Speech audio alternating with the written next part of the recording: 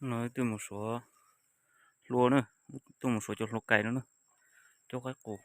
nó cho con nó từ chỗ này nó từ một số từ số tay cho tàu lò đấy, tôi nó cho tụ khâu cho trả số, tụ khâu như nó nữa, khâu nó nữa, mà mấy tủ thì đấy, mà chứ, chứ, ô mấy tủ nữa, mà tôi nhận cho lâu rồi, ô cho nó nữa, cho cá nó nữa, mà kiểu tao cái tủ nó nữa, từ lâu rồi, bây giờ. ô nó tụt tới giang à Có chị ra nhà nông bừng thế à? Tôi nhớ lâu luôn có tay rồi,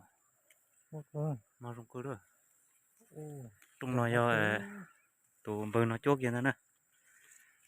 tới tem đây ạ, trong việc bé thứ, tôi lo thứ sửa đó sẽ chỉ mà nó, cá đu lú vậy nó, cá đu lú vậy nó chỉ nhiều to cho cá nó nè, thì nó chỉ bố té to nó có, bố té nó sọt tới nó chỉ cái củ lồi cho nó yếu tua bỏ gì, cũng dai, ở tụi lâu lo nè, tụi nó cái củ rồi. Đừng có tiêu tụi mình nhỏ lo cái củ nhỏ cái trong nó nè dùng đồ tấu từ lâu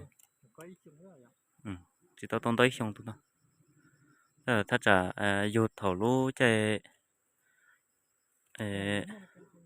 trên tụi con nữa nè tụi nó không nó từ ít ban đó tụi nó tụi nhỏ lâu chứ cổ tàu ít ba ya tụi nó nữa lo cha chỉ mà tụi nó để ya một cái nữa nhỏ chỗ nằm mò tròn tôi chỗ nằm mò tròn tôi tới tụi trong có chỗ này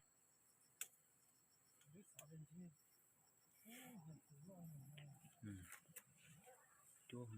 chỗ chỗ cá nó nè chỗ nó nè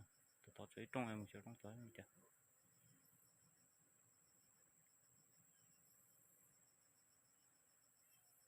có cái gì nó chỗ này chơi nó chỗ nó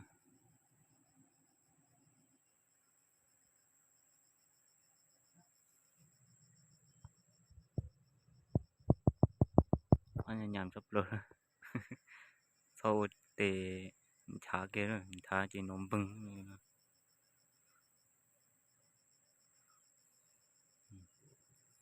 trong nó tới tem nè lý cô nó tôi siết cơ ấy cha chúng mà có tới hơi rồi siết cơ ấy hậu á tôi trong đó lú vào lúa ý xin đó là trời ơi cha siết một con gì mà chả đáng hơi cha mà có tới chứ chỉ nó chạy trổ siết thôi cha có cái tem này tổ có một cái tổ có khí